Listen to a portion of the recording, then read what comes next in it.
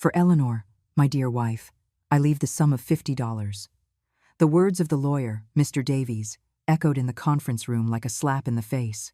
My two sons, Arthur and Leo, exchanged shocked glances that quickly morphed into mocking smirks. Claire, Arthur's wife, was the first to let out a sharp laugh that cut through the air like a knife. $50? Arthur asked, unable to contain his own laughter. Dad had a sense of humor right to the end. Leo joined in the laughter, shaking his head as I remained seated in that leather chair, feeling the world crumble beneath my feet. 45 years of marriage, 45 years of absolute dedication, and my husband had left me what would barely cover a week's worth of groceries. Well, at least you can buy yourself something nice at the farmer's market, Eleanor, Claire said with that venomous smile she had perfected over the last few years. The room filled with whispers and muffled giggles. Even the lawyer himself seemed uncomfortable with the situation, but he continued reading as if nothing had happened. For Arthur, my older son, he left the family home and 60% of the company's shares. Arthur sat up straighter in his chair, his smile now wider. Claire squeezed his hand in satisfaction, as if she had just won the lottery. For Leo, my younger son, he left the remaining 40% of the company and all the rental properties. I just sat there, my wrinkled hands clutching the black handbag I had bought for my husband's funeral just a week before. $50. After a lifetime of sacrificing for this family, after giving up my own dreams to build theirs, after caring for my husband through his long illness, that was all I was worth to him. Well, Mom, Arthur said with a condescending smile, at least you won't have to worry about the upkeep on the house. Claire and I will take care of everything. The words sounded like a prison sentence. My own home, where I had raised my children, where I had cooked thousands of dinners, where I had cried and laughed for decades, was no longer mine. But let me tell you how I got to this moment of humiliation, because this story began very differently. Just 2 years ago, I was Eleanor, a 69-year-old woman who believed she had a close-knit family and a solid marriage. I lived in a beautiful house in a quiet Chicago suburb, surrounded by a garden full of red roses that I tended to every morning as if they were my own daughters. My daily routine was simple, but it filled me with satisfaction. I would get up at 5 o'clock in the morning, brew strong coffee just the way my husband liked it, and while he read the day's newspapers, I would organize the household activities. Sundays were sacred for our family. Arthur would arrive with Claire, Leo with his eternal good humor, and I would prepare a feast that lasted for hours. The Sunday pot roast was my absolute specialty. I would marinate the meat starting Saturday night, with a secret recipe I had inherited from my mother. Everyone said I had the perfect touch, that nobody cooked like me. Mom, your hands are magic, Leo would tell me as he stole little pieces of meat straight from the roasting pan. Those were the moments that made me feel whole, necessary, loved. Arthur had always been my more serious son, the one who inherited his father's meticulous temperament. From the age of 20, he worked in the family import business, and I swelled with pride watching him grow professionally. When he met Claire at a business conference, I thought fate had sent him the perfect woman. She was elegant, educated, had a successful career in marketing, and seemed genuinely interested in being part of our family. The first few months with Claire were like a dream. She would arrive at family gatherings with fresh flowers or cakes from the best high-end bakery downtown. She helped me in the kitchen, praised my recipes with enthusiasm, and even asked me to teach her how to make my famous homemade apple pie. Eleanor, you cook like an angel from heaven, she would say as I showed her the exact point to stir the filling. I finally had the daughter I had always dreamed of having. Leo, my younger son, was like the sunshine in our family. Cheerful, spontaneous, he always had a funny story to tell about his job as an engineer at a construction firm. He dreamed of having his own firm one day, and I knew he would achieve it because he had the determination and charisma to succeed at anything he set his mind to. On weekends, Leo would accompany me to the farmer's market. He carried all my bags without me asking, charmed the vendors into giving me the best prices, and we always ended our outing by getting vanilla ice cream at the old-fashioned ice cream parlor I used to take him to as a child. Mom, as long as you're here, I'll be your personal chauffeur, he'd say while driving my old car with a smile. Life felt perfect in those days. My husband successfully ran his company, which he had built from scratch over 30 years of tireless work. The boys had their professional paths well defined and seemed happy with their choices. I was the center that held the entire family together, the one who organized every celebration, every gathering, every special moment that created memories for all of us. Every birthday, every holiday, every professional achievement was celebrated in my house, with my food, with my meticulous organization. I was the one who remembered the important dates, who bought the perfect gifts, who decorated every corner to create the ideal atmosphere. My house was the beating heart of our family, and I felt proud to be the guardian of the traditions we had built over decades. But perfect things have a treacherous habit of changing without warning, and the change came disguised as help and good intentions. It all started so subtly that at first, I didn't realize what was happening. Claire began to arrive earlier on Sundays, ringing the doorbell when I had barely finished getting dressed. "Came to help you, Eleanor dear," she would say with that radiant smile that had started to seem too perfect. "I don't want you to get tired preparing everything alone." At first, I was flattered by her concern. I finally had a daughter-in-law who valued my efforts and wanted to participate actively in family traditions. But slowly, that help began to transform into something completely different. Instead of assisting me, Claire started reorganizing my kitchen according to her own criteria. "Don't you think it would be more efficient to have the spices organized alphabetically?" she would ask, while moving my jars around, breaking the system I had perfected over years. "And these knives would be better in this drawer, closer to the cutting board." My utensils, which I knew with my eyes closed, began to appear in unexpected places. Then came the suggestions about ingredients. "Don't you think it would be healthier to use olive oil instead of butter?" she'd ask in that sweet voice that had started to sound condescending. I read in a nutrition magazine that saturated fats are very dangerous for people our age. Our age. She was 32, I had just turned 70. But Arthur nodded fervently at every word that came out of her mouth, as if she were a prophet of modern cuisine. "Claire's right, Mom," my older son would tell me with a paternal smile that made me feel like a scolded child.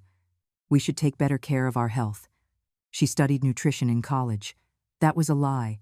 Claire had studied marketing, but apparently she was now an expert on everything concerning my home. The criticism quickly spread to other aspects of my house. "This decor has so much potential," she'd comment while examining my furniture, with an expression of professional pity.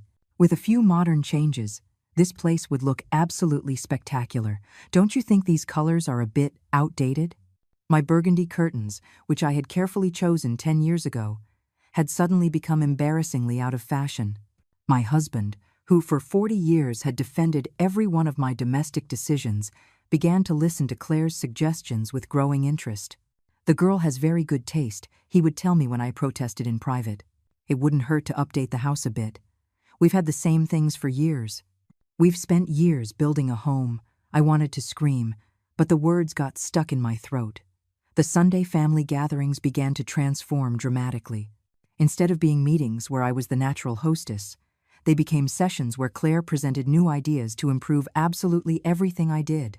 Arthur supported her unconditionally in every suggestion, nodding like a devoted disciple. Leo, who had always hated family conflicts, simply nodded to keep the peace. But I could see the discomfort in his eyes. One particularly painful Sunday, Claire arrived wearing an elegant green dress that made her look like a magazine model.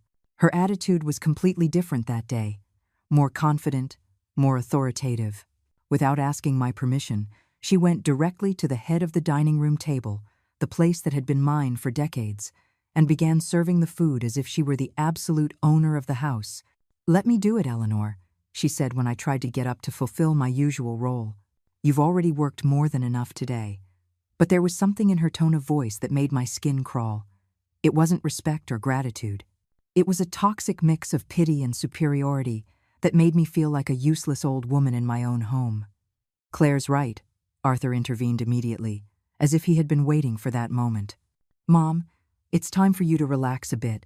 We can take care of these things." The word re-echoed in my ears like an alarm bell. Since when were Claire and Arthur we in my house? That night, I had the first serious argument with my husband in over 20 years. "Claire just wants to help you," he told me as he undressed with tired movements. "I don't understand why it bothers you so much that someone wants to make your life easier." but I understood perfectly what was happening. I could feel with every fiber of my being that my place in the family was beginning to crumble, and I could do absolutely nothing to stop the avalanche. "It's not help," I explained in a trembling voice. "It's an invasion. She's taking control of my kitchen, my table, my traditions, and you're letting her do it." My husband looked at me with that expression of forced patience he reserved for when he considered me to be irrational. "You're exaggerating, Eleanor," he said with a sigh. "Claire is part of the family now. It's natural that she wants to participate, but participating and taking over are two completely different things." And I knew he refused to see the distinction because it was more convenient for him to ignore the problem. The following weeks were like watching my own life in slow motion while someone else took control of the script. Claire began to arrive not just on Sundays, but also during the week, always with some perfectly reasonable excuse. "I was just passing by after work and thought I'd say hello," she would say. But then she would stay until very late reorganizing something or suggesting changes. Arthur started visiting more often too, but he no longer came to see me. He came to discuss plans with Claire, to look at furniture catalogs, to measure spaces for potential renovations. I had become a phantom in my own home, present but invisible, needed but ignored. The transformation of my home was so gradual that at first I thought maybe I was imagining things. But when I woke up one morning and found Claire reorganizing my pantry without even asking my permission, I knew she had crossed a line that should never have been crossed. "Good morning, Eleanor." She greeted me with that smile I had learned to fear. "I was noticing you have a lot of expired things in here." I decided to do a deep clean. My homemade preserves, which I had prepared with so much love during the fall, were piled in a garbage bag. "These jams are over 6 months old," she explained as if she were a health inspector. "It's dangerous to consume such old food at our age." Our age. That phrase again that made me feel as if we were contemporaries, as if she had the right to make decisions about my health and my house. "Those jams are perfectly fine," I protested weakly, but my voice sounded pathetic even to myself. "I made them following my grandmother's recipe, with the exact amount of sugar to preserve them for years." Claire looked at me with that exaggeratedly patient expression used with small children or confused elderly people. "Eleanor, dear, times have changed. We know so much more about food safety now," she explained as she continued to throw my things away. "Arthur asked me to look after your health because he's very worried about you." The lie rolled off her lips so naturally that for a moment I doubted my own perception of reality. Arthur had never told me he was worried about my health.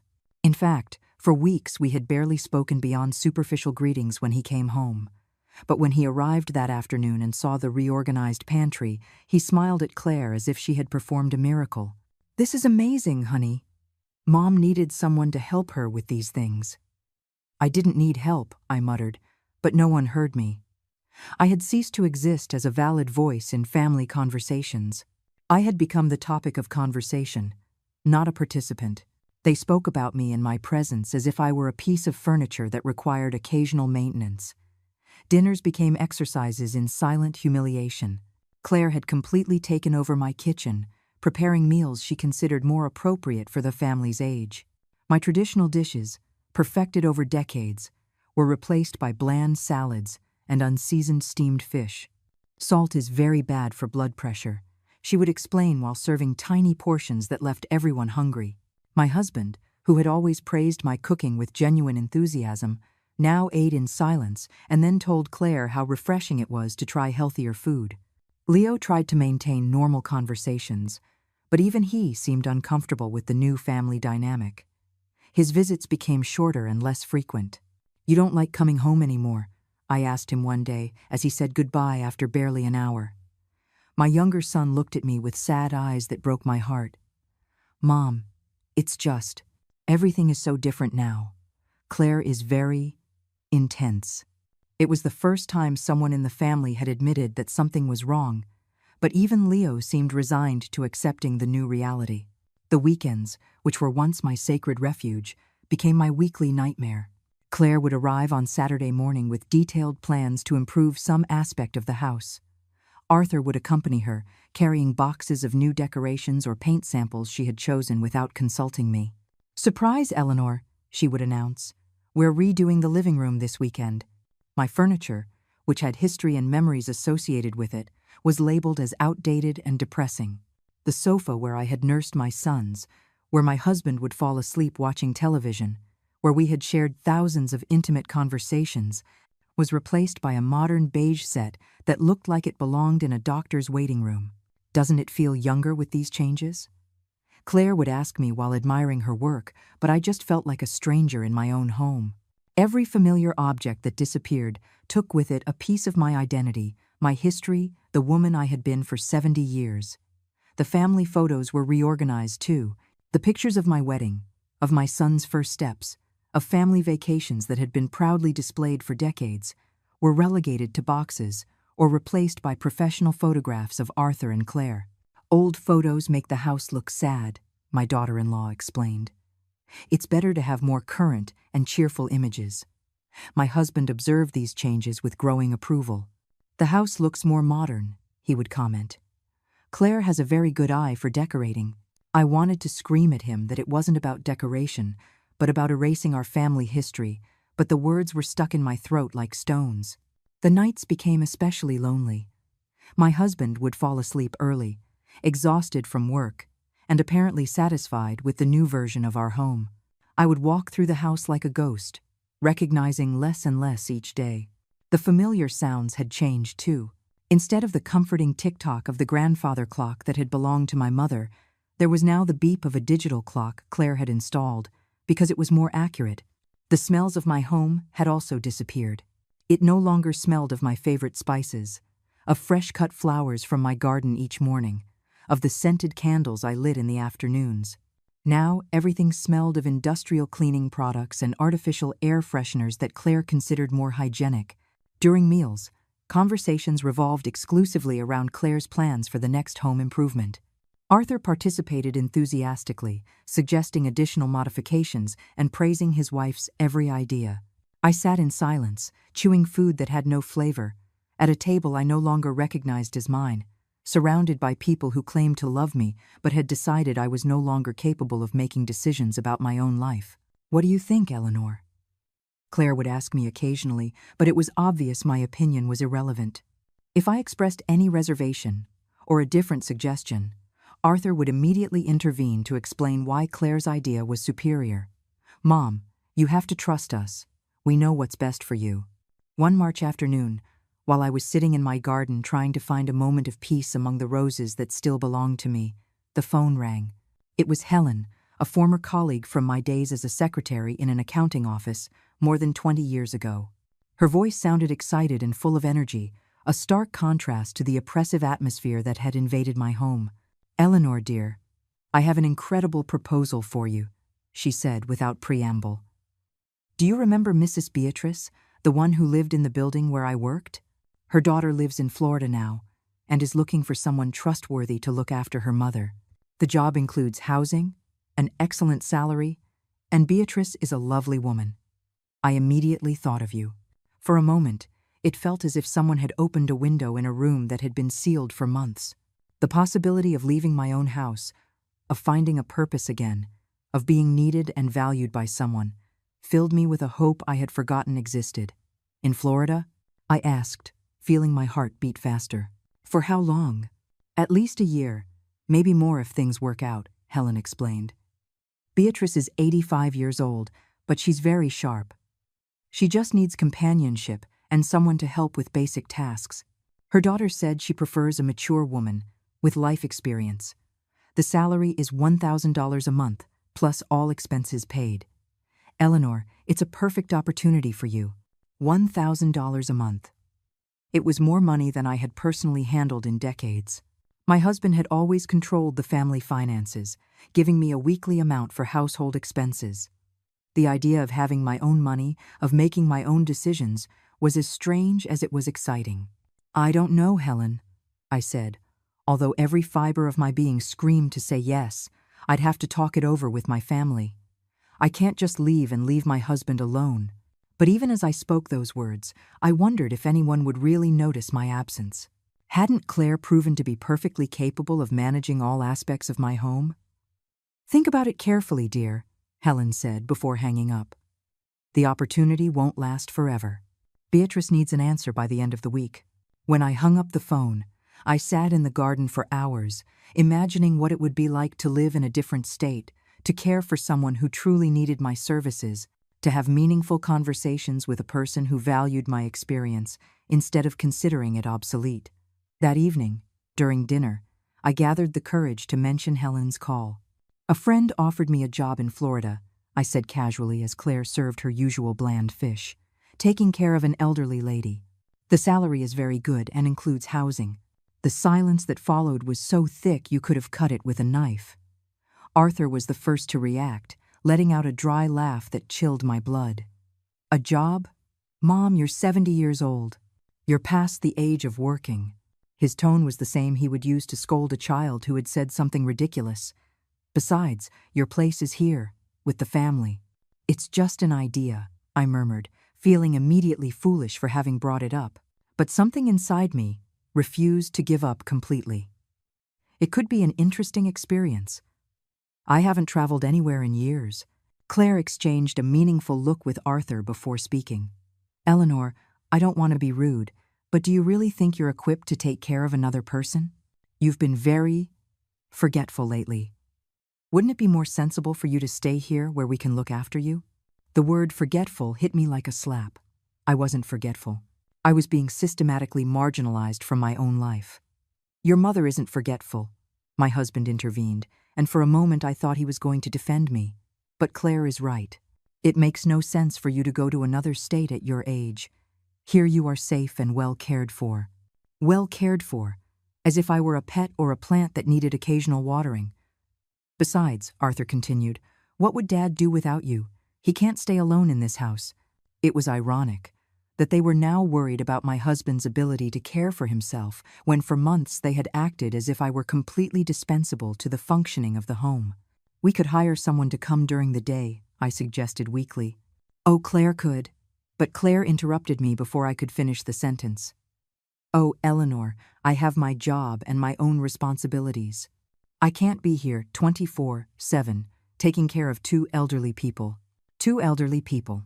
As if Arthur and Leo were helpless orphans instead of grown men perfectly capable of looking after their father.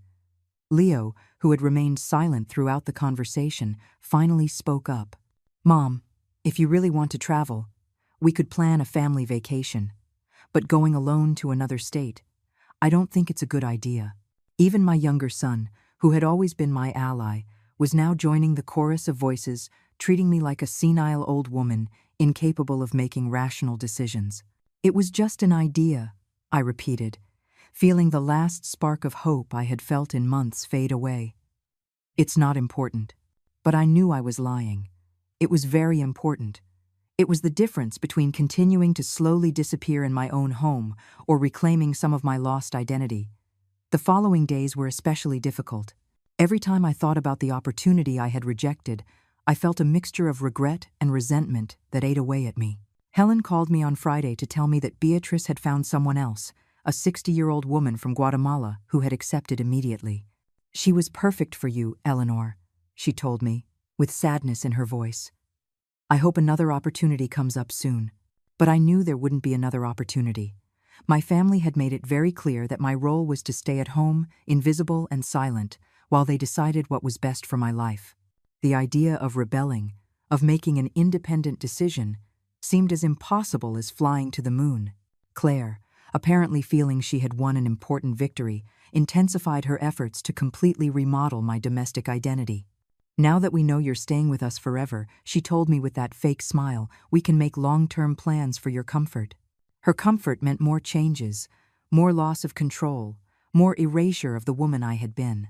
That night, lying next to my peacefully snoring husband, I wondered when I had stopped being Eleanor, the woman with her own dreams and opinions, and become mom, mother-in-law, the Mrs., a series of roles defined by my relationship to other people.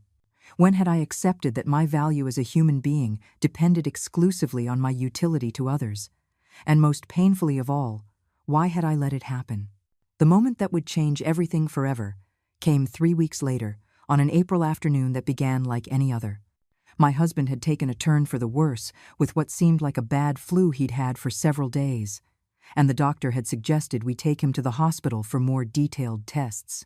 The appointment was scheduled for 2 o'clock in the afternoon, and I had spent the morning preparing everything he needed. His medications, the health insurance documents, a change of clothes in case they decided to admit him. "Arthur will pick us up at 1:30, I told my husband as he rested in bed. For the past few weeks, I had delegated these responsibilities to our older son, who had insisted that he would handle all medical matters because hospitals can be confusing for older people. I had accepted this new dynamic with the resignation that had characterized all my recent months. At 1:15, my husband was already dressed and sitting in the living room waiting. I had his bag packed and had called Arthur twice to confirm he was on his way. "I'm leaving the office now, Mom," he had said on the second call. "I'll be there in 15 minutes, max." Claire had promised to meet us directly at the hospital after finishing an important meeting at her job. 1:30 came and went with no sign of Arthur. My husband began to show signs of impatience, coughing more frequently and asking what time it was every few minutes. At 1:45, I called Arthur again. The phone rang several times before he answered with a rushed voice. "Mom, an emergency came up at the office. A very important client arrived without an appointment. I can't leave now, but Dad's appointment is at 2, I reminded him, feeling a pang of panic in my stomach.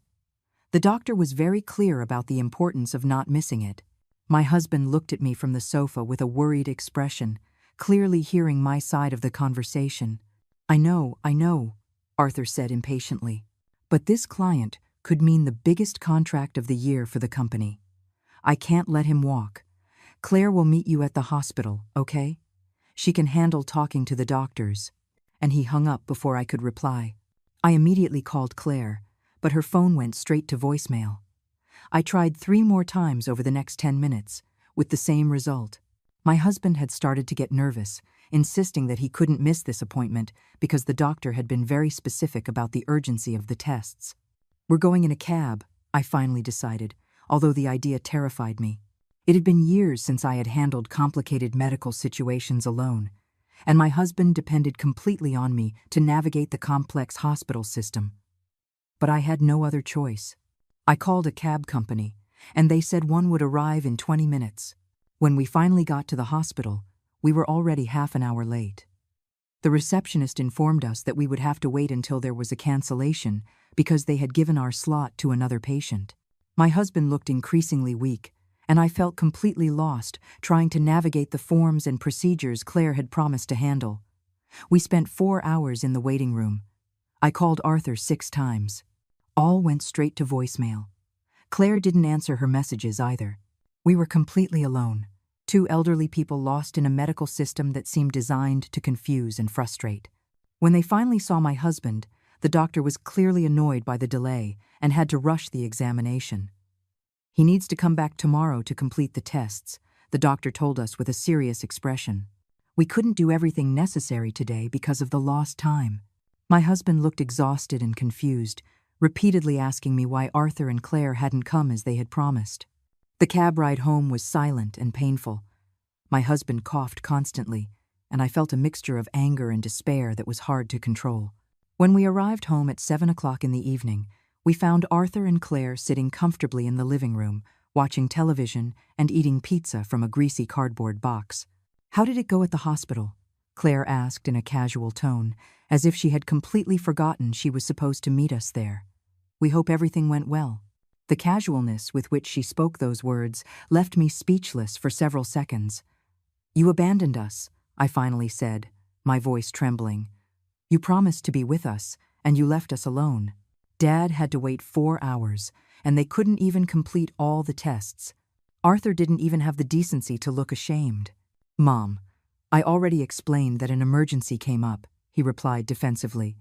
"And Claire had that super important meeting she couldn't cancel. These things happen. The important thing is that you got to the hospital." As if the fact that we had managed to get there on our own was enough to absolve their abandonment. "The important thing," I repeated slowly, "is that your father needed support, and you weren't there." My voice had become firmer, fueled by hours of accumulated frustration. "You promised to be there, and you lied." It was the first time in months that I had directly confronted Arthur about his behavior. Claire got up from the sofa with an offended expression. Eleanor, I think you're being very dramatic. You are capable adults who can handle a doctor's appointment. You don't need us to hold your hands like little children. Her words were like a slap, especially because I knew she had a point. We had managed the situation alone, albeit with great difficulty. The point isn't whether we can do it alone, I explained, feeling tears of frustration welling up in my eyes. The point is that you promised to help and you didn't. When we needed you most, you decided that other things were more important. My husband remained quiet, clearly uncomfortable with the confrontation, but too tired to intervene. Arthur got up and approached me with that paternalistic expression he had recently adopted. Mom, I understand you're tired, but you can't expect us to drop our professional responsibilities every time you have a doctor's appointment. We have our own lives. Our own lives. As if his sick father and exhausted mother were inconvenient obstacles to their personal plans. That night, lying in bed, listening to my husband's labored breathing, something inside me broke for good. It wasn't a dramatic break, but more like when a rope frays slowly until it finally snaps under the slightest weight. For months I had accepted the gradual marginalization, the decisions made without my consultation, the loss of control over my own home. But the deliberate abandonment at the hospital had been different. It had been cruel. The next day, while Arthur and Claire were at their jobs, I called Helen. Do you think Beatrice still needs someone? I asked, without preamble. The woman from Guatemala they hired already started working. My friend was surprised by the call, but she explained that the Guatemalan woman had had problems with her visa and hadn't been able to travel. In fact, Helen told me, Beatrice asked me yesterday if I knew anyone else. Are you seriously considering the proposal?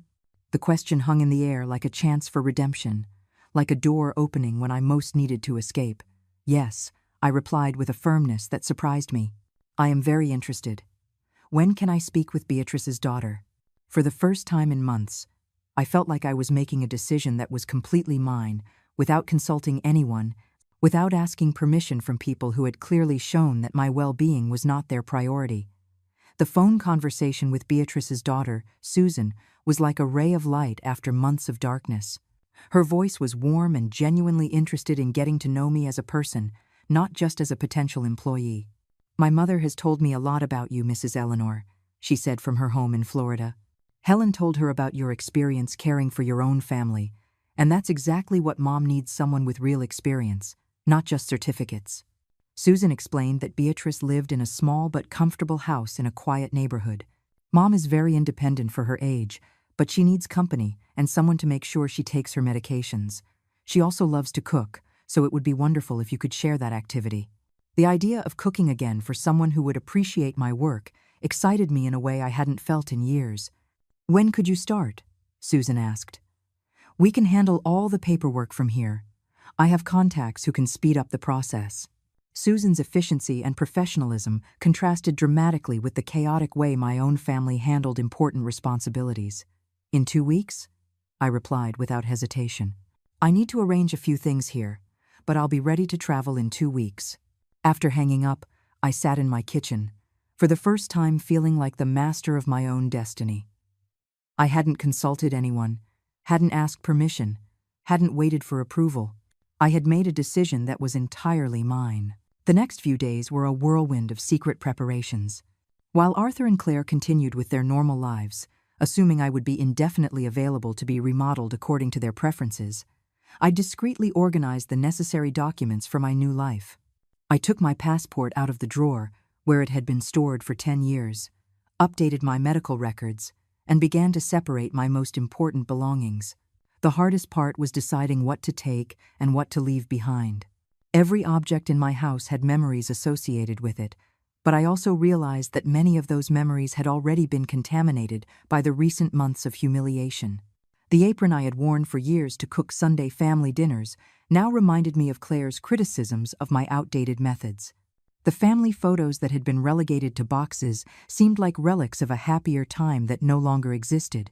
I decided to take only the essentials: practical clothes, a few books that had been important to me, the jewelry my mother had left me, and a single photograph of my sons when they were little, before they became the men who now treated me like a burden. Everything else could stay in the house that no longer felt like my home. On Thursday of my second week of preparations, Susan called with excellent news. "Everything is ready, Mrs. Eleanor. Your flight is booked. It leaves on Saturday at 10 o'clock in the morning. I'll pick you up at the airport here." The reality of my escape had materialized with a speed that left me breathless. "Yes, please," I said, feeling a mix of excitement and terror that reminded me of when I was young and my whole life stretched before me full of possibilities. "I'll be there on Saturday." After hanging up, I sat on my bed and cried for the first time in months. They weren't tears of sadness, but of relief and anticipation. Friday night, I decided it was time to inform my family of my decision. I had considered just leaving without saying anything, but my upbringing and principles prevented me from disappearing without an explanation. During dinner, which consisted of another of Claire's bland creations, I took a deep breath and announced my news. "I'm leaving for Florida tomorrow," I said in a firm voice. "I got the caregiver job I mentioned a few weeks ago. My flight leaves at 10 o'clock in the morning." The silence that followed was so complete, you could hear the hum of the digital clock Claire had installed. Arthur was the first to react, letting out that dry laugh I had grown to hate. "Mom, what are you talking about? We already discussed this. You can't just go off to another state alone at your age." His tone was condescending, as if he were scolding a child who had proposed something absurd. "I'm not asking for permission," I replied with a calm that surprised me. "I'm informing you of a decision I've already made. The paperwork is done, the ticket is bought, and the job is confirmed." My husband looked at me with a mixture of shock and confusion, clearly not fully processing what was happening. Claire dropped her fork on her plate with a clatter. "Eleanor, this is ridiculous. You can't just abandon your husband to go take care of a stranger. What will people think?" The concern for social appearances was typical of Claire, who was always obsessed with maintaining a perfect image. "People will think that a 70-year-old woman decided to have purpose and dignity instead of being treated like a piece of furniture in her own house," I replied, feeling a strength in my voice that hadn't been there for months. "And my husband is perfectly capable of taking care of himself, especially with all the help you two have been so eager to provide." My husband finally found his voice. "Eleanor, I don't understand. Why do you want to leave? Aren't you happy here with us?" The question was so naive it broke my heart. How could I explain to him that I hadn't been happy for months, that I had been systematically excluded from all decisions about my own life, that I had become a stranger in my own home? "I haven't been happy for a very long time," I told him gently. "But you've all been too busy reorganizing my life to notice." Leo, who had remained quiet, looked genuinely disturbed by the revelation. "Mom, if you weren't happy, you should have told us," my younger son mumbled. "We could have talked, found a solution." But I knew it was too late for talks. The months of marginalization had been a constant conversation that they had chosen not to hear. Arthur stood up from the table with a furious expression. "This is completely insane. I'm not going to allow my 70-year-old mother to go to a foreign state to work as a domestic servant. It's humiliating for the whole family." The word "allow" rang in my ears like an alarm bell. "You don't need to allow anything," I replied, standing up as well. "I am an adult woman who has made a decision about her own life. For 70 years, I have done what others expected of me. For the first time, I am going to do what I want to do." The force of my conviction seemed to have taken everyone by surprise, including myself. Claire tried one last manipulative argument. "Eleanor, if you leave now, what guarantee do we have that you'll come back? Your husband needs you. We need you." But I was no longer susceptible to the guilt they had used so effectively for months.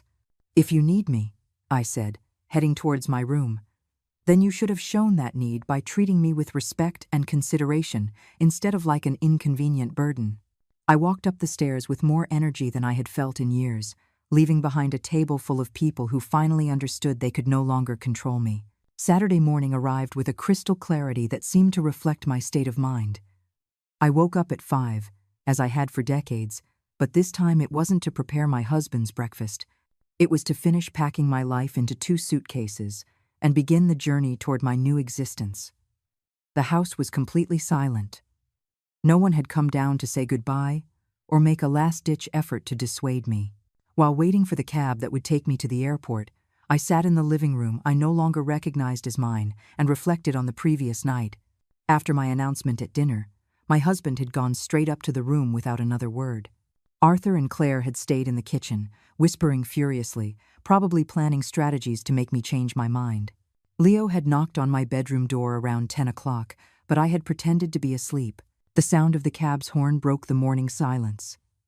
I grabbed my suitcases, took one last look at the house where I had lived for 25 years, and walked out the front door without looking back. There were no dramatic goodbyes, no tears on the threshold, no last-minute pleas. Just the sound of the door closing behind me, marking the end of one stage of my life and the beginning of another, completely unknown. The flight to Florida was my first experience traveling alone in decades.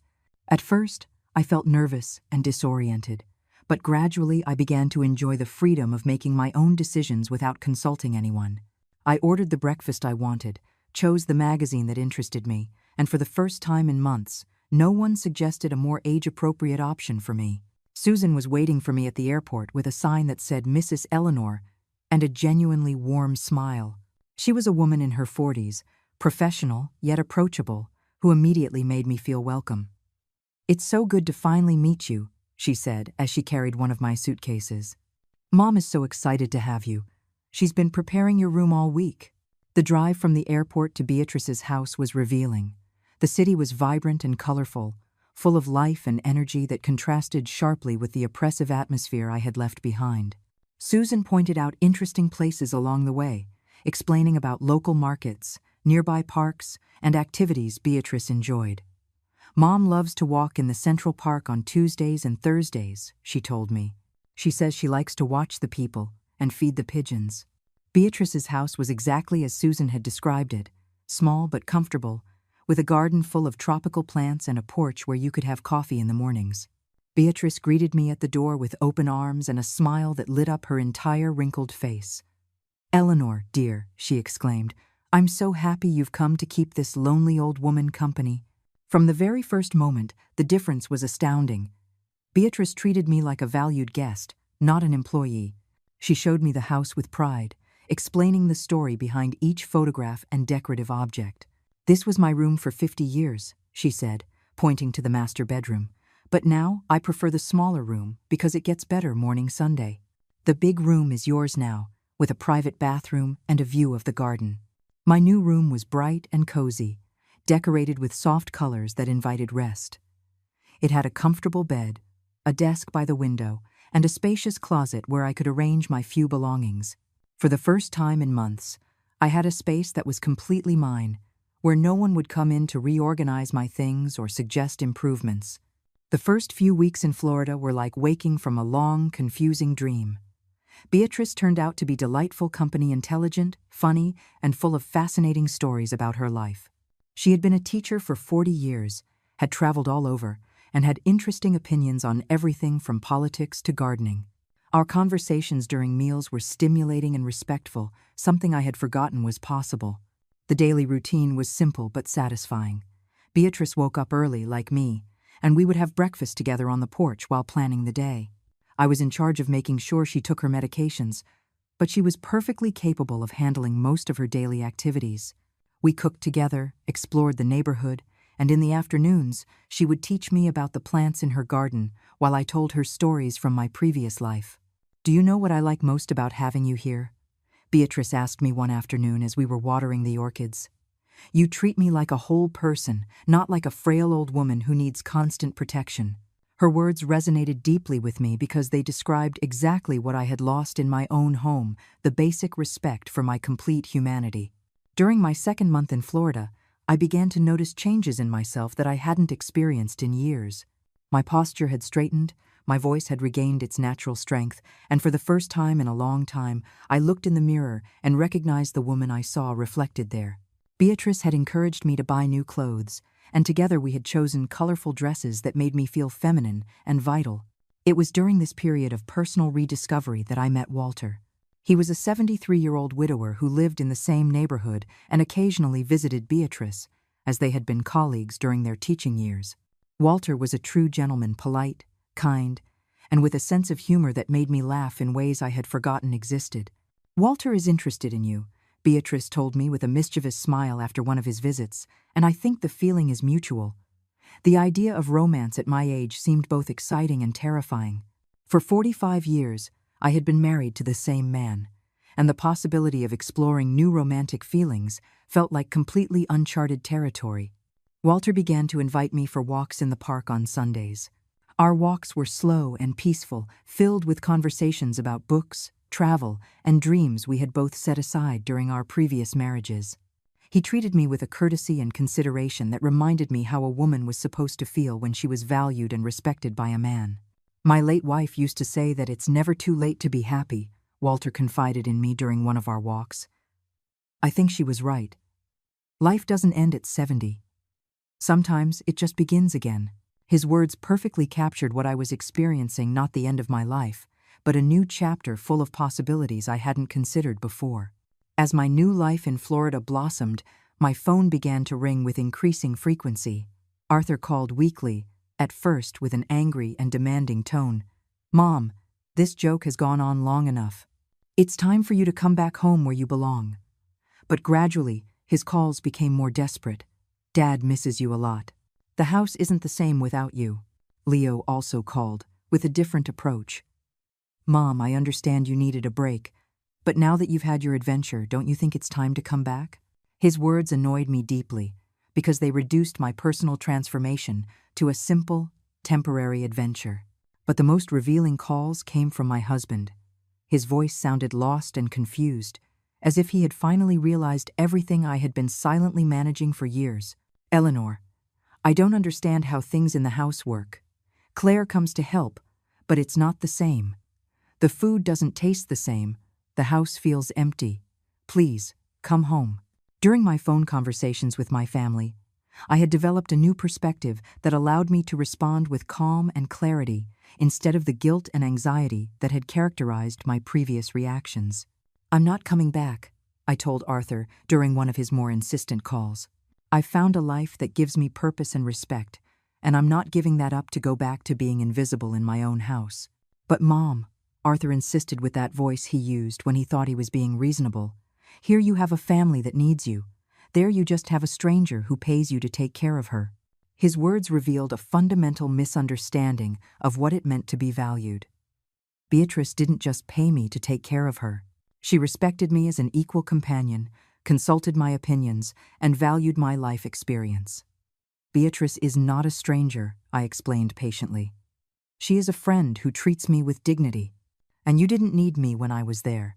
You just needed me to stay quiet while you reorganized my life according to your preferences." The silence that followed told me that Arthur was finally beginning to understand the gravity of how they had treated me. Claire's calls were particularly revealing. She had adopted a falsely concerned tone that didn't fool anyone. "Eleanor, we know you're going through a crisis, but abandoning your family isn't the solution. Your husband is suffering a lot without you." The irony was astounding. The same woman who had spent months trying to make me invisible was now accusing me of abandonment for seeking my own happiness. My husband suffered for months, watching me be marginalized, and did nothing to defend me. I replied with a firmness that clearly surprised her. "If he is suffering now, maybe he understands how I felt all that time." Claire tried to argue, but I had learned not to engage in debates that only served to drain my energy. The most difficult call came from my husband after 3 months of my departure. His voice sounded broken and aged in a way that broke my heart. "Eleanor, I've been thinking a lot about what you said before you left. I think I didn't realize what was happening. Claire says she was just trying to help, but now I see that maybe we went too far." It was the closest admission to an apology I had heard from any member of my family, but it came too late and was too tentative. "I appreciate you acknowledging that," I told him gently. "But the damage is already done. I have built a new life here, and for the first time in years, I am genuinely happy. I am not giving up that happiness to return to a situation that made me miserable. But we can change things," he insisted desperately. "We can talk to Arthur and Claire, set different boundaries. You can have more control over the house." His promises sounded sincere, but I knew that fundamental changes in personality and attitude don't happen just because someone leaves for a few months. During my 4th month in Florida, I received an unexpected call that would change everything again. It was Mr. Davies, the family lawyer, with news that left me completely speechless. Mrs. Eleanor, I need to speak with you about your husband's will. Some additional documents have appeared during the review of his personal files. Additional documents? I asked, confused. I thought everything had been settled during the reading of the will.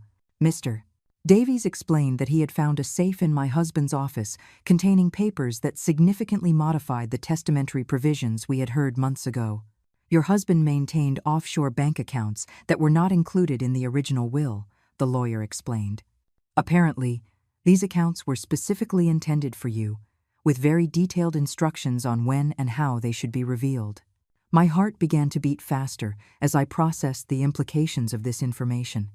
What kind of accounts? I asked, although a part of me already suspected this revelation would have dramatic consequences for my entire family. Mr. Davies explained that my husband had been systematically transferring money to offshore accounts for the past 15 years, accumulating a considerable fortune that he had kept completely secret. The total amount is approximately $80 million, Mr. Davies said, and I had to sit down because my legs were shaking. The instructions specify that this information was only to be revealed if you were treated disrespectfully during the initial reading of the will. Your husband apparently anticipated that your sons might show their true character if they believed you had inherited very little. The irony of the situation was so perfect it almost seemed too good to be true. My husband, who had remained silent while Arthur and Claire marginalized me, had been secretly preparing a test to evaluate our son's character. The $50 had been a decoy, designed to reveal exactly the kind of people they had become. Do the boys know about this? I asked, although the answer was obvious. Mr. Davies confirmed that Arthur and Leo had no idea about the existence of these additional accounts. According to my husband's instructions, I was the sole beneficiary of this hidden fortune, and I had complete discretion over whether to reveal its existence to the rest of the family. That night, sitting on Beatrice's porch under the tropical stars, I reflected on this extraordinary revelation. My husband, despite his failings during the last months of his life, had shown he knew me better than I had thought. He had predicted that I would need resources to rebuild my life if our sons turned out to be the selfish people they seemed to have become. Beatrice, to whom I told about the lawyer's call, offered me a wise perspective that can only come from someone who has lived 85 years. Eleanor, dear, money is just a tool. The important thing is that you have the freedom to choose how to use it. Your husband gave you a gift far more valuable than money. He gave you proof that you were right about what was happening in your family. The question now was what to do with this information. Could I return home as a rich and powerful woman, able to put Arthur and Claire in their place for good? Or could I continue building my new life in Florida, using the resources to secure my independence and perhaps help others who found themselves in situations similar to mine? Walter, who had been visiting more frequently and whose friendship had deepened into something we both recognized as mature and respectful love, offered me a different perspective. Eleanor, you've shown that you don't need money to be strong and independent. You already did the hardest part. You rescued yourself. Now you have the opportunity to decide what kind of life you want to build with this new freedom. His words captured exactly what I was feeling. The unexpected wealth was less important than the emotional and spiritual wealth I had discovered in Florida. I had learned that I could be self-sufficient, that I could form new relationships based on mutual respect, and that it was never too late to start over.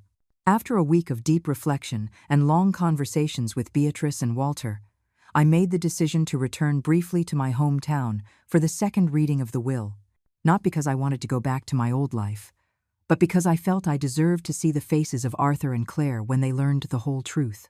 It was a way of coming full circle, of confronting the people who had so cruelly underestimated me. Mr. Davies had arranged the meeting for a Tuesday morning in his office. I arrived 15 minutes early, wearing an elegant purple dress I had bought in Florida that made me feel powerful and self-assured. When Arthur and Claire walked into the conference room, their surprised expressions upon seeing me were immediately replaced by fake smiles and condescending comments. "Mom, it's so good you decided to come back," Arthur said with that paternalistic voice I had grown to detest. "We hope you've gotten over your crisis and are ready to come back home where you belong." Claire nodded enthusiastically, clearly relieved that her problematic mother-in-law had returned to be managed according to her preferences again. I haven't come back to stay, I clarified immediately. I'm here because the lawyer informed me of additional documents related to my husband's will. Leo, who had arrived a few minutes later, looked genuinely confused by the whole situation. Mr. Davies began the reading with the same professional seriousness that had characterized the first session months ago. Before proceeding with the additional documents, I must explain the context behind the original testamentary provisions. Your husband left specific instructions about when to reveal the complete information about his estate. Complete information? Arthur asked with a mocking smile. Did Dad have more money hidden somewhere? Another $50 for Mom? His laughter was cut short abruptly when Mr. Davies explained the true nature of the inheritance I was about to receive. For the past 15 years, your father maintained offshore bank accounts that have accumulated a total of $80 million, the lawyer announced. These accounts were established exclusively for Mrs. Eleanor, with specific instructions that they only be revealed if she was treated disrespectfully during the initial reading of the will. The silence that followed was so complete and prolonged that you could hear the hum of the air conditioning. Arthur opened and closed his mouth several times without making a sound. Claire had turned completely pale, her hands trembling visibly on the table. Leo looked at me with an expression of absolute shock, mixed with something that looked like genuine shame. 80 million, Arthur finally repeated, his voice barely a whisper. $80 million. Mr. Davies confirmed the figure and proceeded to explain the legal mechanisms that would transfer full control of these accounts to my name within the next 48 hours. Monica was the first to regain her ability to speak, though her voice sounded strangled and desperate. But that's not fair. We are his children. We're the ones who have been taking care of the family business. Why does she get all the money? Her indignation was so perfect, so predictable, it almost made me smile. Why? I said, slowly rising from my chair. My husband knew exactly what kind of people you were. He knew that if you believed I had received only $50, you would show your true character. And you did. Magnificently. My voice was firm and clear, with no trace of the timidity that had characterized my interactions with them for months. Arthur tried to regain control of the situation. Mom, obviously there were misunderstandings. We can fix things. We can divide the money equally among the whole family. The desperation in his voice was palpable, and for the first time in my life, I saw my older son for who he really was, a greedy man willing to say anything to get what he wanted. There is nothing to fix, I replied calmly. For months, you treated me like a nuisance, like a senile old woman who needed to be managed and controlled. You reorganized my house, criticized my food, abandoned me when I needed you most, and laughed when you thought my husband had left me with practically nothing. That behavior revealed who you really are. Leo finally found his voice, and there were genuine tears in his eyes. Mom, I never wanted you to feel that way. I know I stayed quiet when I should have defended you. I know I failed as a son. His repentance seemed sincere, but it came too late to change the damage that had been done. I appreciate your honesty, Leo, I told him gently, but silence in the face of injustice is complicity. You had multiple opportunities to speak up, and you chose the comfort of silence. The words clearly hurt him, but it was important that he understood the consequences of his choices. Claire had started to cry, but her tears seemed more of frustration than genuine remorse. Eleanor, I was always just trying to help you. Everything I did was for your own good, to modernize your life, to make you more comfortable. Claire's capacity for self-deception was truly astounding. What you did, I explained patiently, was invade my home, marginalize my voice, and try to erase my identity to replace it with your version of what a woman my age should be. That wasn't help. It was colonization. Mr. Davies watched the exchange with a professionally neutral expression, but I could see a flicker of satisfaction in his eyes. Arthur made one last desperate attempt. Mom, we're family. Families get over misunderstandings. We can start over, do things differently. But I had learned that some things, once broken, cannot be repaired simply with words and promises. You had the chance to treat me like family when I was vulnerable and dependent, I replied. You chose to treat me like a burden. Now that I am independent and financially powerful, you want to renegotiate the terms. But relationships don't work that way. After signing all the necessary documents and confirming that the bank transfers were in process, I headed for the door of Mr. Davies's office. Leo followed me into the hallway. "Mom, is there any chance we can rebuild our relationship? Not because of the money, but because I truly understand that I failed you."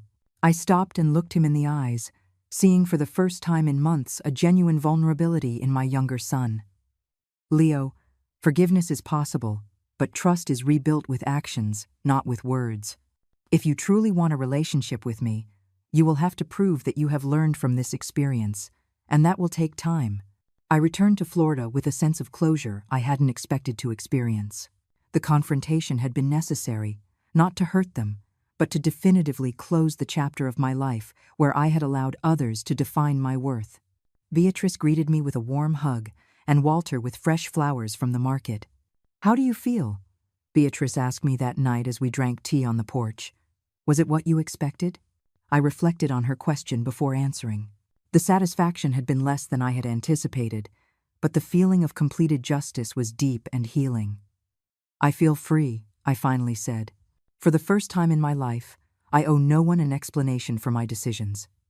I can choose how to spend my time, my energy, and now my money, based solely on what makes me happy and gives me purpose." With my new resources, I decided to establish a foundation to help older women who found themselves in situations similar to the one I had lived through. Beatrice volunteered to help with the organization, and Walter suggested including emotional support programs in addition to financial assistance. A year after my initial escape, Walter and I decided to get married in a small, intimate ceremony in Beatrice's garden. Leo was the only member of my family who came to the wedding. After months of difficult but constructive conversations about rebuilding our relationship, Arthur and Claire were not invited. As I stood next to Walter exchanging vows at 71 years old, I remembered the humiliation I had felt in that lawyer's office just 2 years ago. The woman who had been ridiculed for inheriting $50 no longer existed. In her place was a woman who had learned that true worth isn't measured in inherited money, but in the courage to rebuild your life when everyone expects you to give up. My story began with humiliation at the reading of a will, but it ended with the discovery that it's never too late to write a new chapter for your life.